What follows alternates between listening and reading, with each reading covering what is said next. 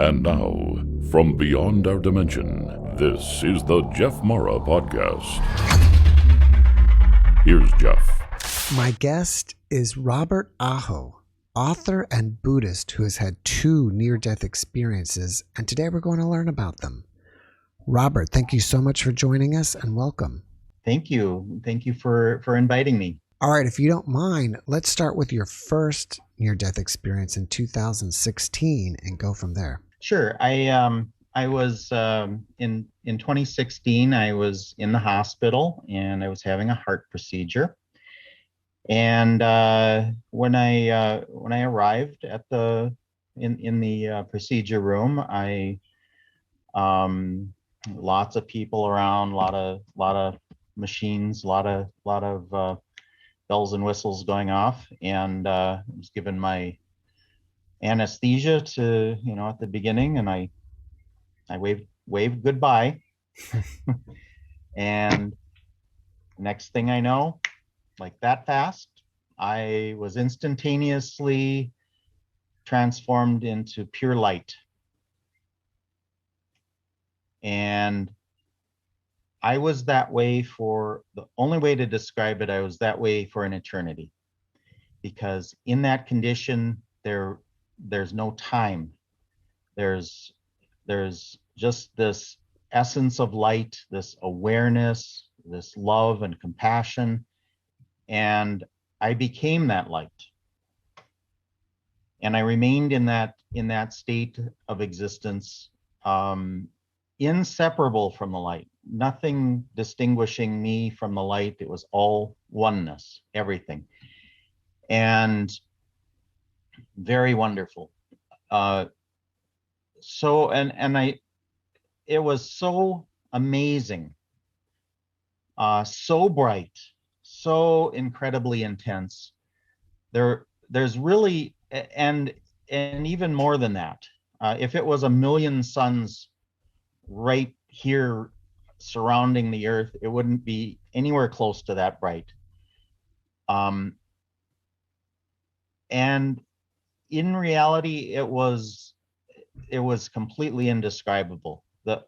That's sort of touching the very surface of this condition of bright light, being this luminosity. And I often use the term timeless luminosity. But I remained in that condition for an eternity. Now, this doesn't make sense when you're a human being in a body living in a world that we gauge time, and we have our own spatial concepts and our materialistic concepts, all of that. The light was not only everything, it was beyond everything.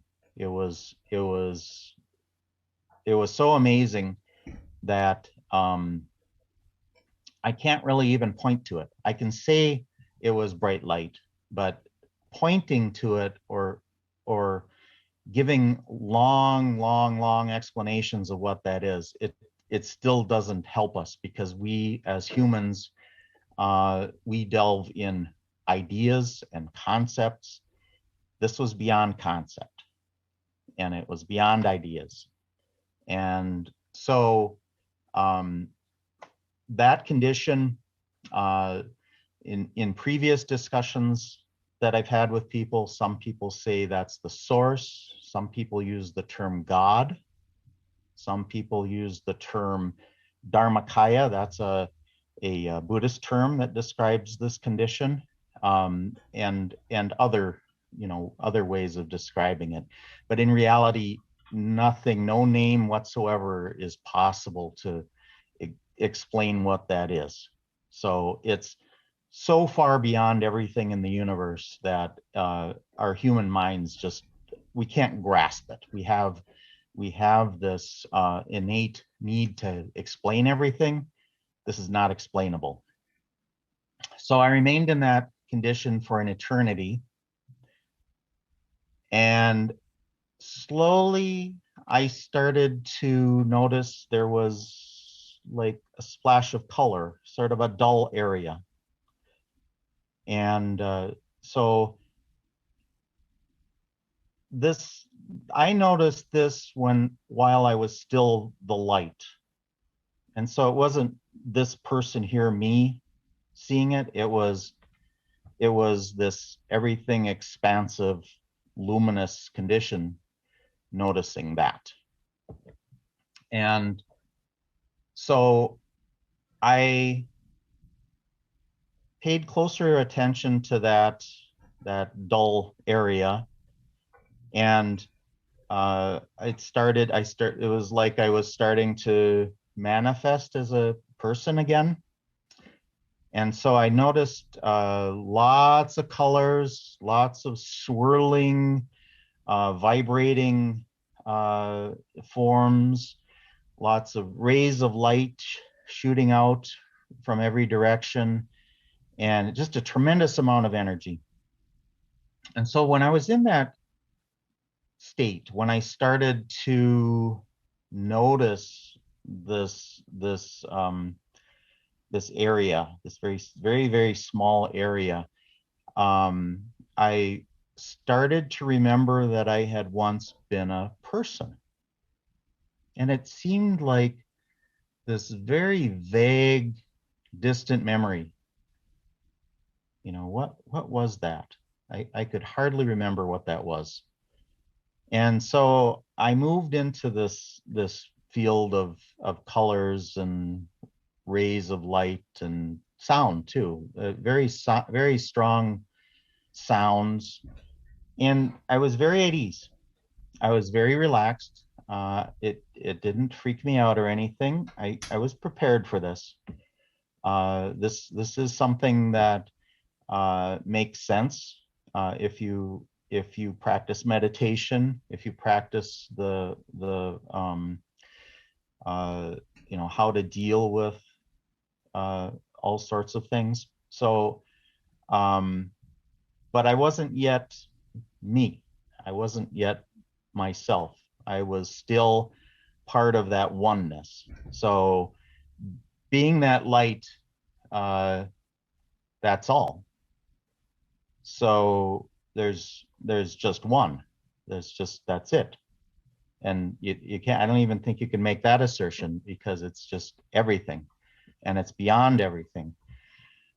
So I moved into this field of energy and color and sound, and I started to think about this person I had been. And I remembered that I'd been in a hospital and that I had a problem with my heart.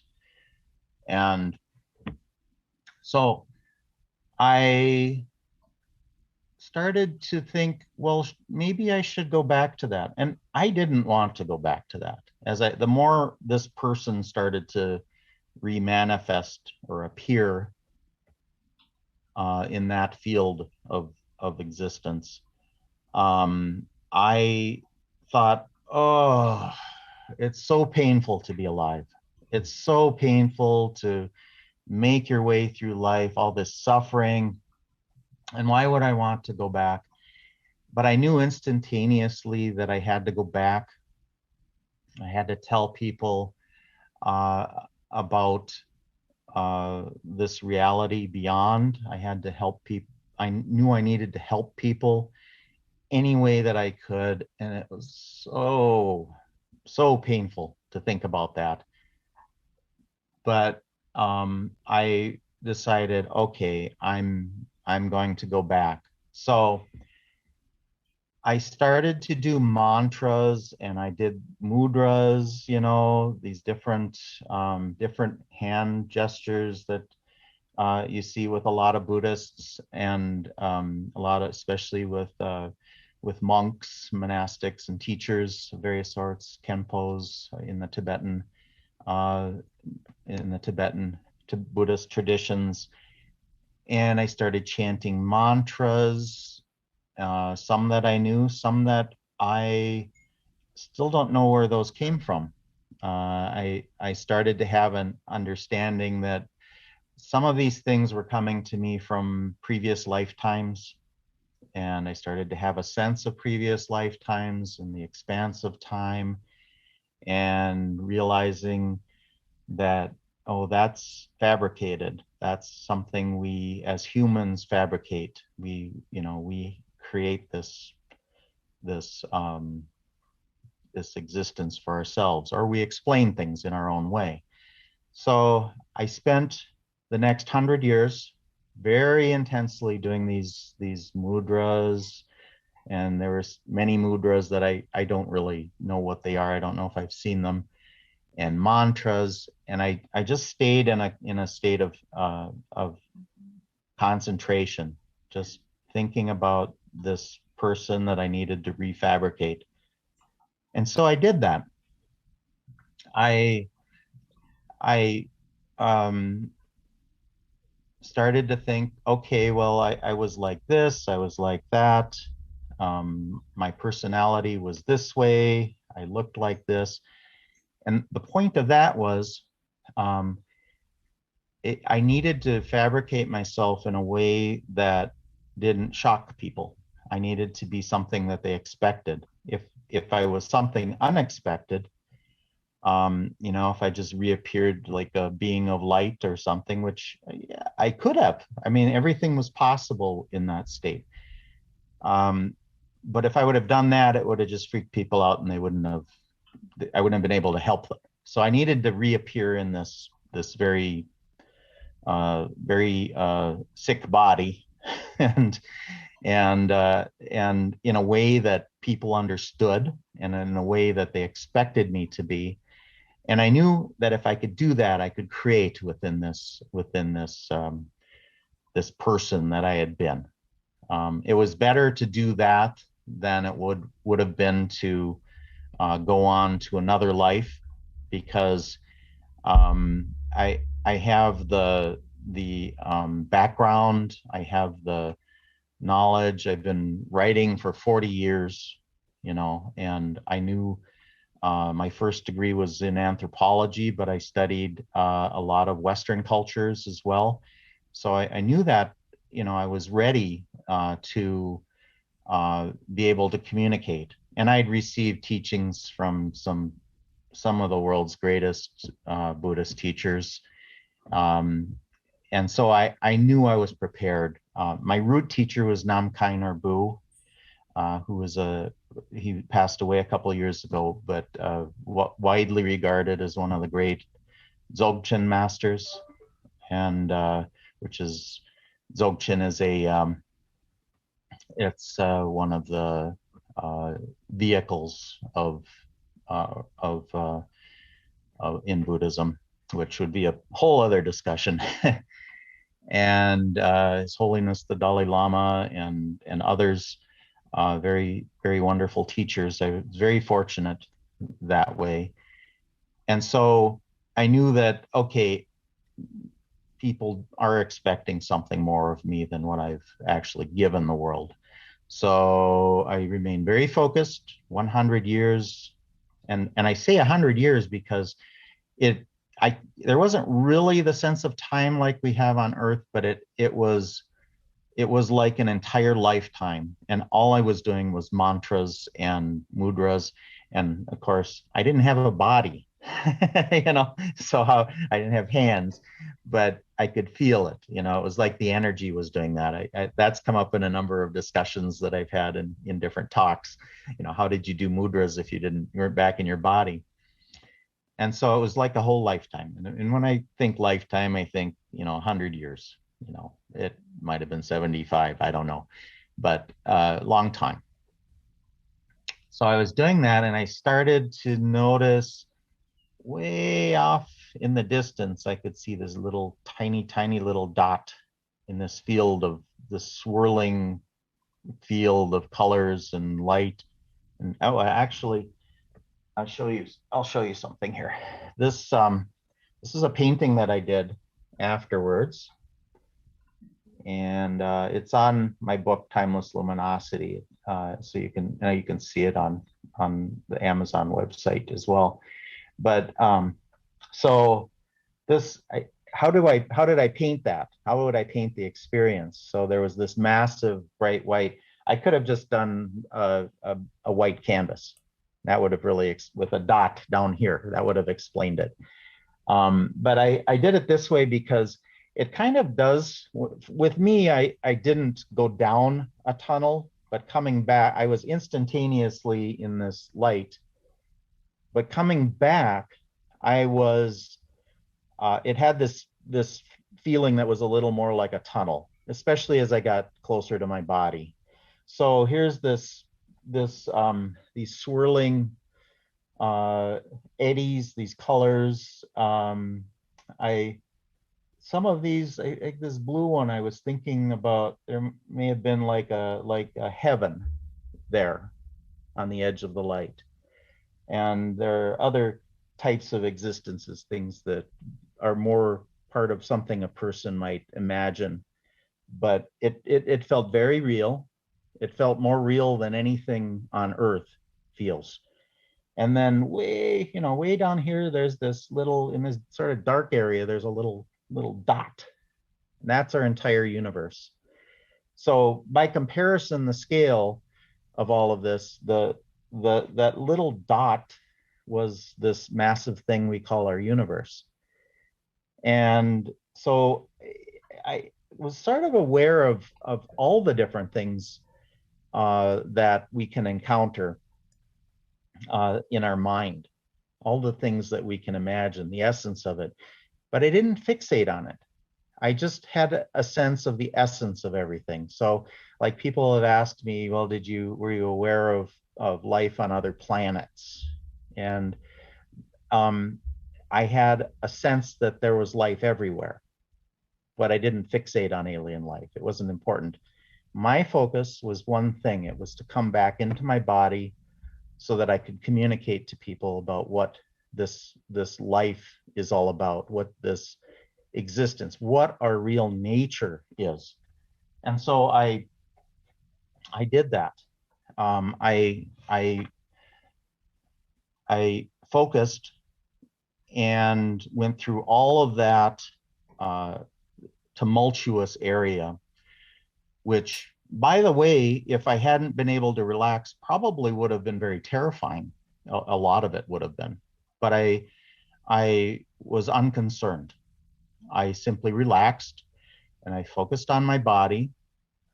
And then at some point, I could sense this sounds of people talking. I couldn't quite hear what they were saying. I could hear maybe some kind of beeping sound.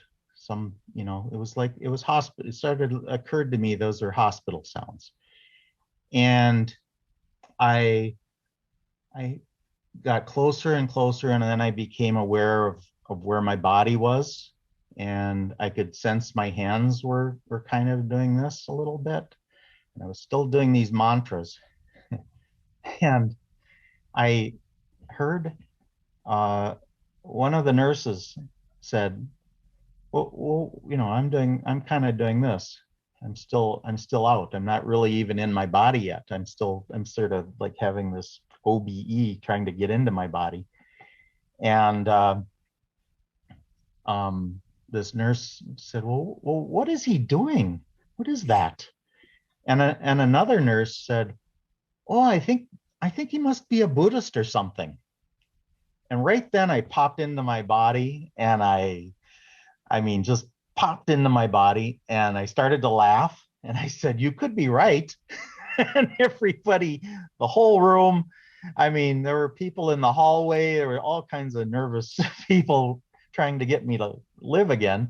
And here I came out of it, and then I laughed, and they laughed.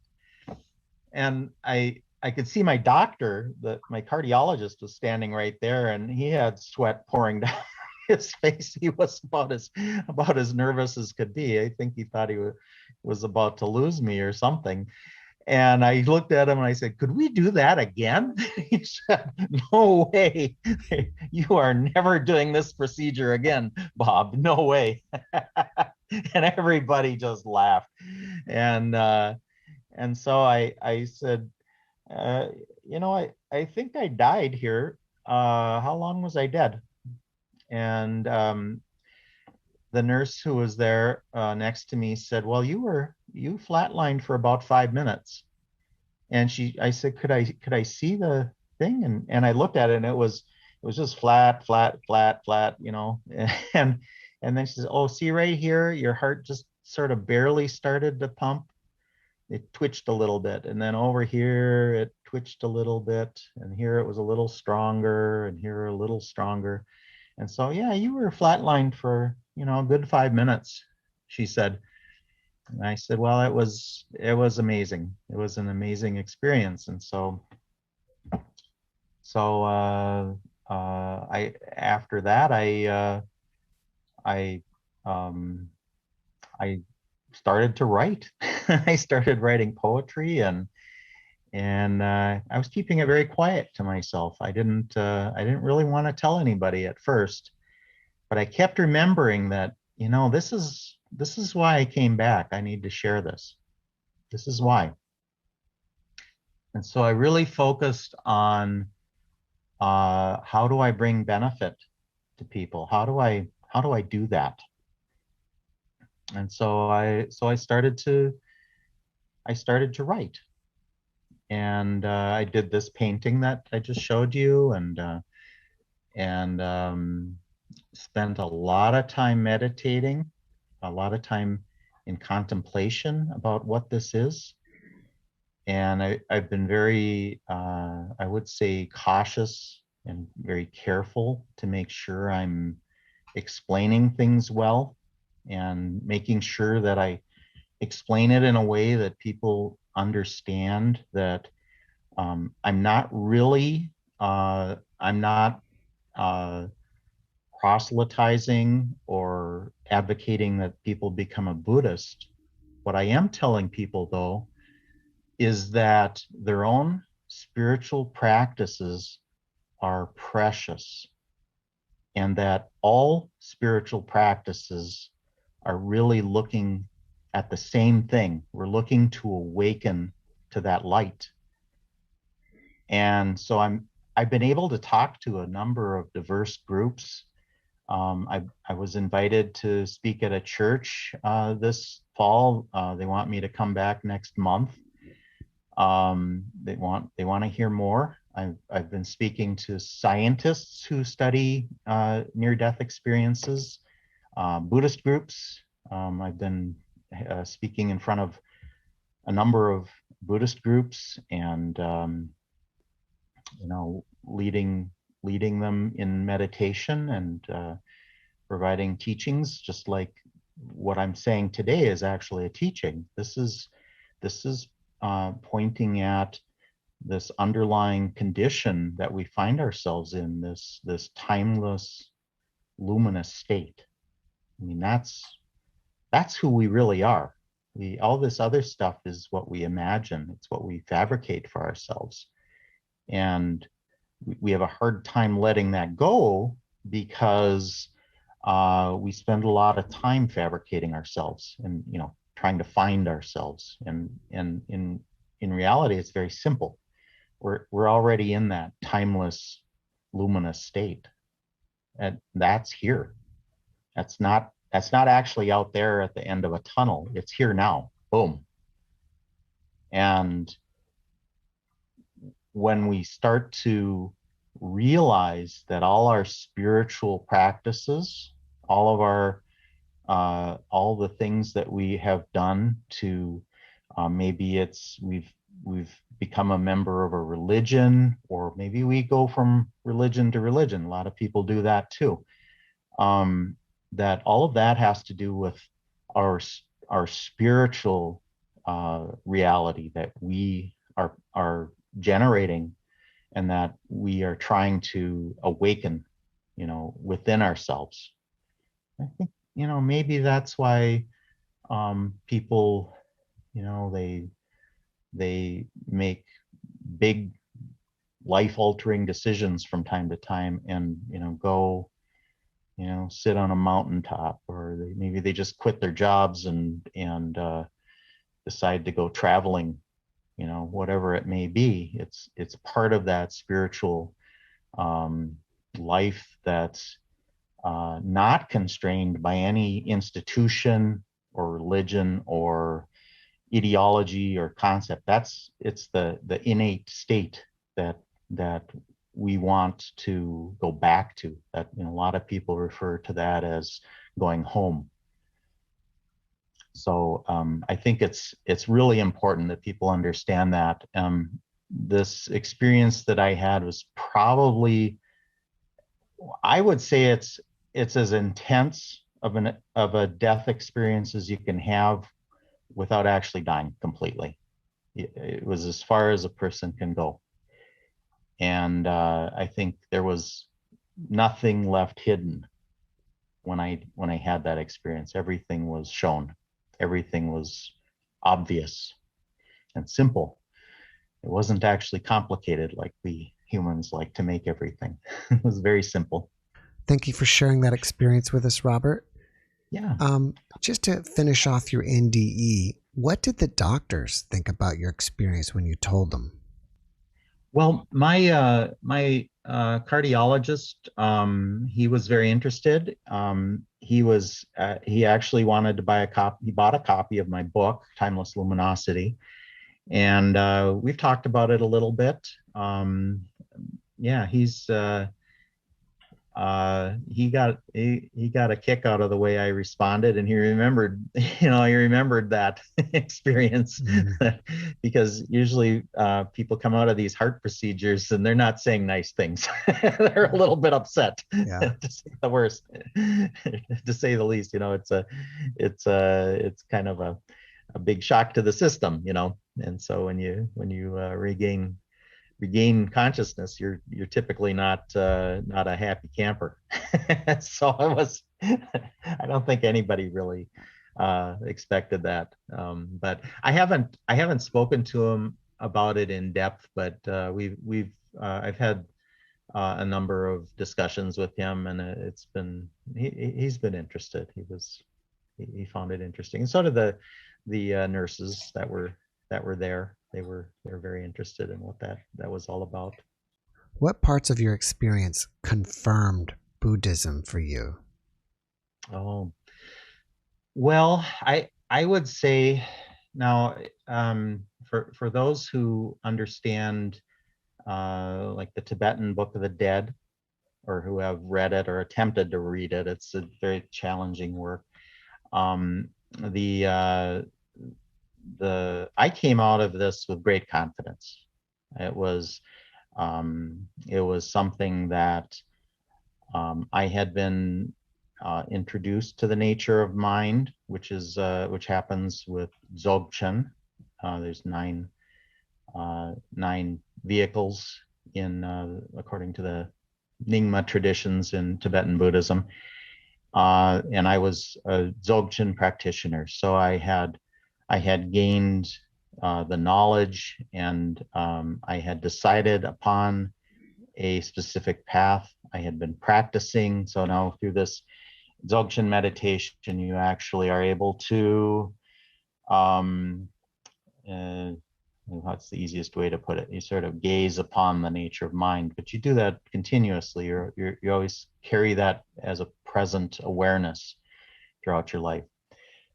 Now, when I had this experience, I became extremely confident. I mean, it's not. I mean, this is direct experience with reality. Now, this was not a dream. This was not something I'm imagining. This was direct experience with that ineffable light. So that's the whole point of Buddhism, is to awaken to that light. That's the whole point. That's why people meditate. It's not about religious constraints or belonging to this group or that group, or reading lots of books, which Buddhists do read a lot of books, but it's not about that. It's about simply awakening. That's the only thing it's about. So when I became that light, that was my mind had instantaneously entered the nature of mind. And that was a timeless condition. That was all eternity. And so because of direct experience, that confirmed everything that I had ever studied in Buddhism, with the caveat that sometimes I would say I might look at certain practices in a way like, well, that's a lot of imagining going on, because like with the Vajrayana practices, the different types of Vajrayana practices, you visualize all sorts of things. It's a transformative. These are transformative practices, so they're meant to kind of loosen up your mind, and to get yourself ready to experience some things that might, scare the bejesus out of you.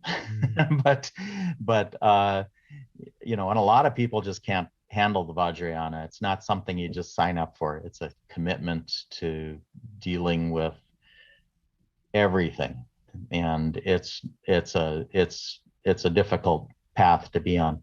Now, the Dzogchen itself actually means nature of mind, so that's practicing with the nature of mind. So Dzogchen practitioners are sometimes called sky gazers, because they'll sit in a sunny place and they'll you got to squint so you don't damage your eyes, but you're gazing at the bright sky, and that's reminding you of your true nature.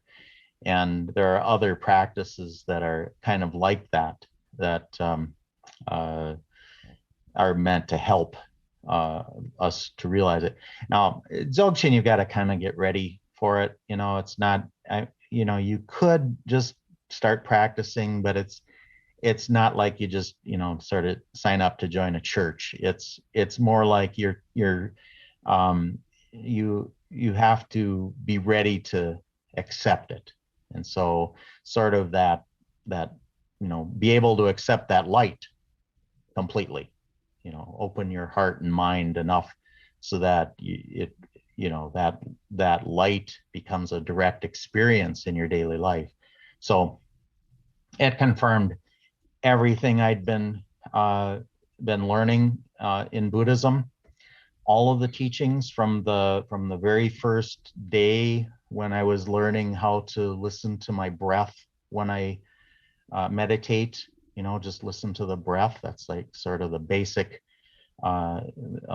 meditative practice, all the way through the Vajrayana and into Dzogchen. And I have no doubt whatsoever, and it's not this doubt has the doubt has gone away completely, and it wasn't replaced with blind faith. It was cast away through direct experience of that light. I mean, just without a shadow of a doubt. It was just very obvious, and it's part of my daily life, everything about it. When you were in the light, do you feel like you were receiving healing? Well, I wouldn't say I was in the light. I would say I was the light. And that light is healing. It is unlimited love and compassion. And yes, so that was healing. And I would say that it was something that just me talking about it heals people. I've had people say some very incredibly wonderful things to me, after I've spoken, and I think it just knowing of that all-pervasive love, compassion that we can awaken to in our life, that has healing properties. I also I have also practiced other healing type meditative practices, which again, that could be a whole other topic, but that in Buddhism, from my root teacher, that had some amazing results. My root teacher, Namkhai Narbu, had an incurable cancer. He was supposed to die in the mid-90s, and they did everything they could and gave him 2 or 3 doses of chemotherapy, and they wanted to do more chemotherapy. He said, "I'm sorry, we're done now." And he started doing this very intensive healing practices, and he became the first person ever to become healed after having this type of cancer that he had. It was a kind of a extremely aggressive form of leukemia. And so he was the first person ever to have recovered from that. And he just passed away 2 years ago. So, I mean, he lived for quite a few more years. And that was after doing some very intensive healing practices. That was the Mandarava practices that he did. Mandarava is a well-known figure in Tibetan Buddhism. After you first came back, was there any period of disappointment or depression because you're back here and you didn't want to be here? Oh yeah. Yeah. Yeah, it was pretty horrible at times. Even though I had great confidence in our real condition, there was this yearning to be part of that light again. And also, I still struggle with, I mean, I try to write every day, but I struggle with this notion that, maybe nobody's ever going to get helped by my work. Maybe it's complete futility. So I struggle with that notion of futility. But then I realize, I'm still part of the light. I'm still that light. I'm just in a human existence. And there was also quite a long period where I didn't want to talk to anybody about it, because this knowledge in Buddhism is considered secret. But I was writing about it, but I didn't know if I really wanted to share with anybody. But I came to the understanding that, well, you know what? We've all experienced this light. We experience it in our daily lives. We have these little flashes of light from time to time. And we try to grab a hold of that and then it disappears. That happens to everybody. Now it happens to all of us when we die. And I mean, it's part of this cyclical existence that we're in. So we've all been, and maybe this is sort of getting into belief, but I could see this, that we've all lived and died an infinite number of times. We keep coming back to Earth. We keep remanifesting as a being of various sorts, not necessarily human. And it has a lot to do with our state of mind. We've all been in any number of beings. And this is something we're all familiar with. So when that occurred to me, I thought, well, okay, so we're all familiar with this. Okay, then this notion of it being secret is not necessary. And then I discovered my teacher, my root teacher, Namkai Narbu, said the same thing. He said that it really it shouldn't be secret. We should all have a connection in our spiritual practice to the Dzogchen. We should all be connected to this idea that we can once again become the light. This is not something that needs to be hidden from anybody. This should be something that's greatly announced. Institutions tend not to like to hear that.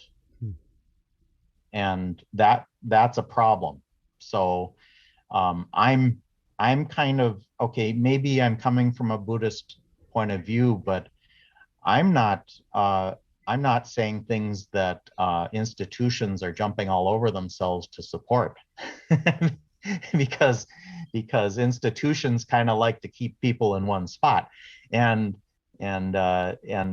when you realize that you are this light, that you have unlimited freedom, that you're actually indestructible, there's nothing to be afraid of. Okay, nothing to be afraid of. Well, whoa, institutions don't like to hear that. They like to hear, that, okay, here, stay in this line. Let's all do the same thing and don't question anything. Well, that just doesn't work. I mean, if we wish to awaken, we have to actually question everything. If we want to become the light again, or to be aware that we already are the light, then we have to actually uncover the truth, which means you can't start adopting things that are not true. You have to try to become more truthful to yourself. You have to keep uncovering the lies that we tell ourselves. We tell ourselves lies all the time. It's just half of them are just to get through the day. And so we have to stop doing that if we want to awaken. And awakening means you're actually paying respect to your own spiritual path. It doesn't mean you need to go be a hermit somewhere, or live in a cave, or on top of a mountain. It means you need to be true to what you intuitively feel is right, and be respectful of that. And the guiding light there, literally, is love and compassion. So we have to start by feeling this love and compassion towards ourselves, with the innate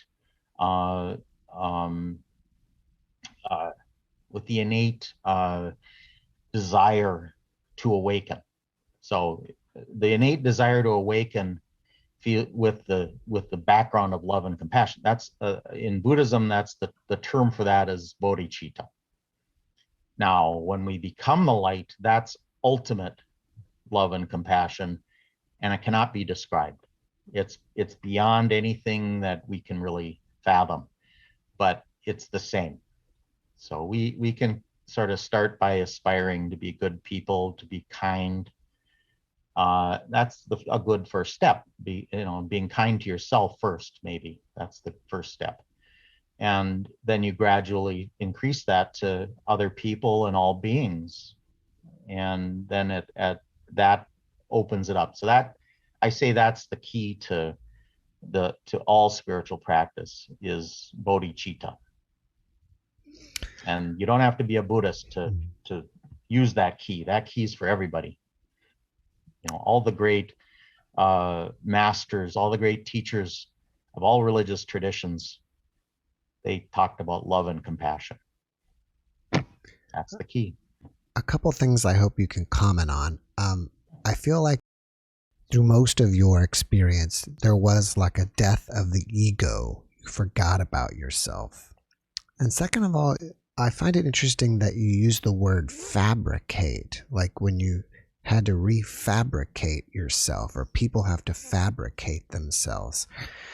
And I feel like there's kind of two definitions of the word fabricate. One is to if you kind of like creating a lie, or fabricate or using it more like to create or manifest.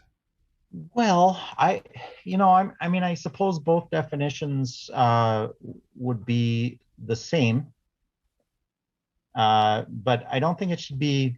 I suppose the connotation of saying it's a lie is maybe a bit harsh. But what we do is we create identities. We put labels on everything. We say, "Oh, I'm a Lutheran, so I have to go to a Lutheran church," or I'm from I have ancestors in Greenland, so I have to I have to learn how to hunt seals and things like that, right?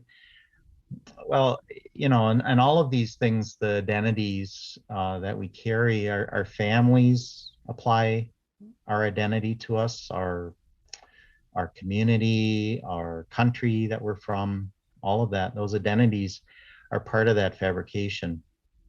And then there's the self-image. How do we what are we supposed to look like? What are we, what's the image that we have? What do we look like? And so we do create that. It's something that we ourselves create without realizing that we're creating that, because we could we could suddenly start acting like a different person, and then they would say, "Oh, I think there's a medication for that, right?" and you know, and it's well, uh, we created the person that we are right now. Our personality is part of our consciousness. It's also related to the conditioning that we're a part of in the society that we live in. All these things, this strong network of interactions sort of play into that fabrication. So it in its essence, it is actually a lie, because our real self is that timeless luminosity. But here we are, sort of playing the role of this person that we think we are. But this isn't the person. This isn't who we really are. This is who we've created, and we continue to create. We decide, well, what kind of clothes am I wearing? How do I decorate the room I live in? What sort of house should I live in? What kind of a car should I drive? All this stuff, it plays into that fabricated person that we create. But that's not who we really are. That's just all this stuff that we cling to it. And then as we get older, our body starts to fall apart. I've got this heart condition. I'm a cancer survivor. I've got other medical conditions. It's like this body of mine is just falling apart. Well, kind of the typical reaction is you get a little angry, a little upset that you're getting old and you're falling apart, and everything, pretty soon everything you've got is going to be gone, and you can't take any of it with you. And with me, it's like, oh, this is okay. I can handle this. This is fine. This is, but I prepared for that. I prepared, both my own personal meditation, and more than anything, I'm a reclusive practitioner. I live in a forest. I don't really care to go anywhere. I'm just perfectly content to just sit and meditate here, either inside or outside in the forest. And I should say I have gone to Buddhist retreats and learned Poa, which is basically Poa in Tibetan Buddhism. That's practicing death. You're practicing this process of death, and it doesn't contradict the experiences that I had. It's maybe one thing that it is not the same is I didn't encounter some of the beings, the Buddhas and others that are mentioned in the Poa practices, because I had a Dharmakaya Poa, I had a Sambhogakaya Poa, and then a Nirmanakaya Poa. So the Sambhogakaya is those colors and swirling, the energetic dimension, and then the Nirmanakaya is back to our physical dimension. So humans typically can't perceive Dharmakaya or Sambhogakaya. We only perceive Nirmanakaya. That's our physical dimension, and those are the words that are used for that. And so I prepared for that. Since we're eternal beings, and you said that we're indestructible, and we fabricate this illusion that we live in, would you take it as far as saying that we're basically all godlike? Okay, I see gods as being another type of being, just a sort of a different version of a human. I would say that, and those are Buddhist teachings, but I see that, I saw that. So I wouldn't say we're godlike. I would say we are.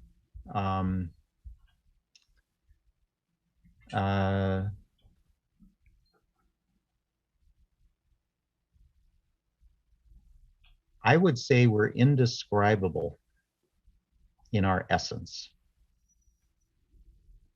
So a god is usually a person can describe what that God is like. Okay, sometimes they're invisible, sometimes they take on this form or that form. When you look at Buddhism and Hinduism and all the different religions, even in Christianity, there's different descriptions of what God looks like. So when I say it's the same as God, I would say that that is only if we're talking about God as being unlimited and light and indescribable. Not if we're saying God is like a man sitting on a throne. A man sitting on a throne like Odin, that's a being. That's a type of being. And I think we share the past. We've all been gods. We've all been hell beings. We've all been animals. We've all been beings of every sort. And but when we are a being, a sentient being, we're in a confused state. We're not realizing our indestructible nature. So Buddha Shakyamuni actually traveled to heaven to teach gods how to awaken, because the natural progression of a god, even though gods live for many eons, all of a sudden there's an end to that, and they realize they can't remain in that blissful state forever, and so then they get angry, and anger is the doorway to the hell realms. So that's a Buddhist teaching.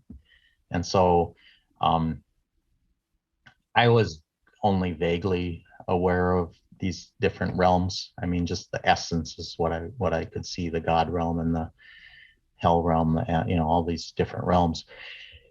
And I would say that we are in that we are indestructible.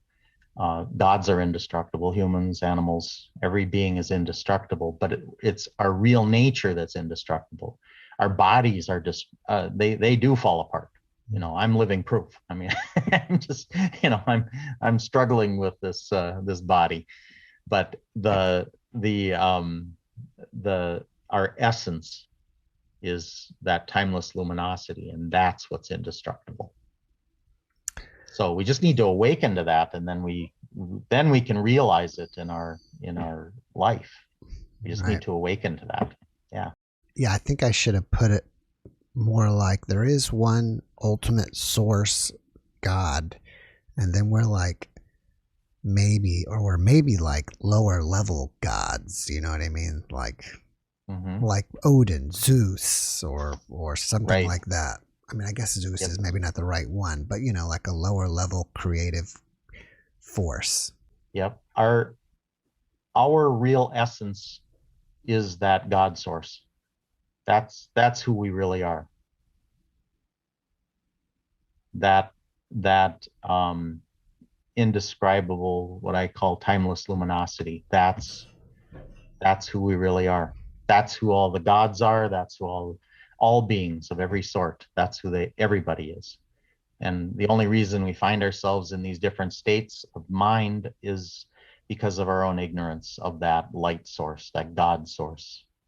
If we could awaken, then we wouldn't have a care in the world. We'd realize that this is just something that we've fabricated for ourselves and for others. I don't know a lot about Buddhism, but does it teach that there is one source and we are all an extension or part of that source? Sort of. It doesn't exactly use those words, but we are all, I use the term Dharmakaya. So that Dharmakaya is that ineffable condition, that timeless luminosity that really cannot be described. Now that is everything. That encompasses absolutely everything. So it's that's our real condition. And so Buddhism is not so much about teaching ideas about this or that, as it's a path for awakening our heart and mind. So what I've said in the past, and it is a little bit controversial among some Buddhist circles that I've been in, is that the ultimate reality, you can't actually point to it. What Buddha Shakyamuni taught was a path to find yourself in the ultimate reality. So it was a path. And he wasn't the only Buddha that's ever existed either. There have been numerous Buddhas over eons. The originator of the Bon tradition, there was a Buddha 16,000 years ago that the Bon tradition in Tibet was founded upon. So then later Buddha Shakyamuni came. That was Buddha Shenrab, I think his name was. And the Buddha Shakyamuni, who was a real person. There's lots of historical records. He was a son of a king. He came later, and his teachings were a little bit different. So there's not just one way to open your heart and mind. There's infinite number of ways, but the essence of what Buddha Shakyamuni taught is to open your heart and mind. So you can do that utilizing any spiritual path. You don't have to become a Buddhist to open your heart and mind. You need to find ways that make sense to you, and then do that. And Buddhism, I think, is well suited because it doesn't teach blind faith. It teaches you to question everything and to get rid of the obstacles, to conquer the demons, to get past all the things that are clouding your vision. It's a path to awakening to truth, and nobody can tell you what that truth is. You have to discover it for yourself. So the path itself is not the answer. The path that's something that's there, and numerous ways to open your heart and mind to the ineffable reality, the truth that is already here, but we can't see it because we live in a state of ignorance. All right. Well, you've mentioned your book, and I actually think you have a couple books. Can you tell us about your books? Yes. The first book that I wrote is Timeless Luminosity. And on the back cover, I've got that same painting that I just held up. I talk about my near-death experience, but then it's also numerous poems that are meant to help people awaken. So that's the main point here. It's to inspire people to find a way to awaken. I did describe just what we're talking about here today in the first couple 2-3 chapters, and then I went to the 112 poems that are there for that. Would you like me to read a poem out of here, a short one? I don't have time. I'm already over time. Okay. Now the second book, much larger book, is called The Frog.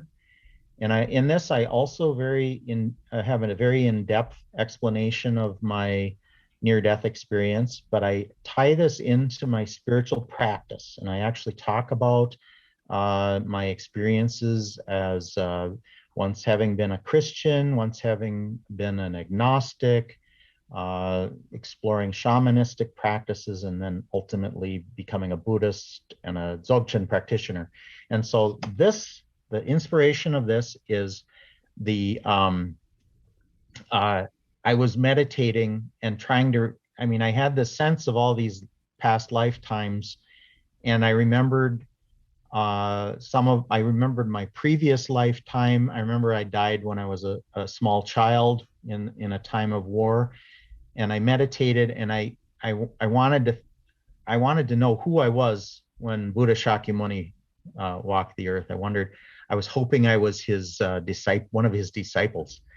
And I meditated on that. And I remembered this lifetime where I could see him walking in the forest at night, but I was just a frog. And so this is kind of a quirky, humorous book about past lifetimes.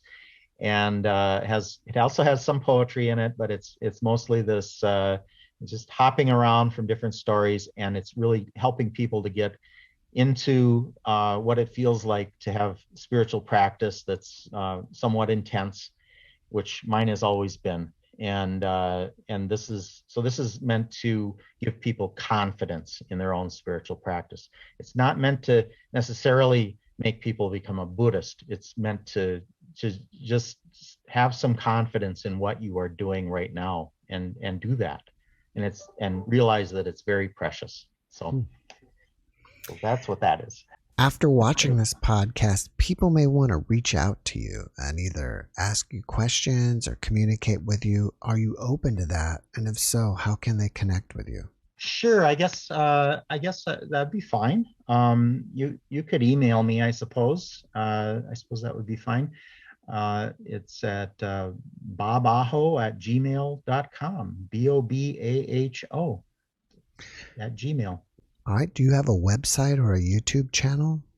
I do not. I have a website that is I have a website for my architectural practice, and you can go to that. I have received communication from people through that. There's a submission form, and that website is kirkaus.com, KIRKAUS.com, and that's that's how I actually make a living, is as an architect, not as a speaker or as a writer. All right. Well, before we finish up, can you leave us with one last positive message? Just really value your own spiritual practice. Make sure that everything you are doing is surrounded by light. Use the teachings of great masters throughout time, with following the teachings of love and compassion, and then just do what's right for you.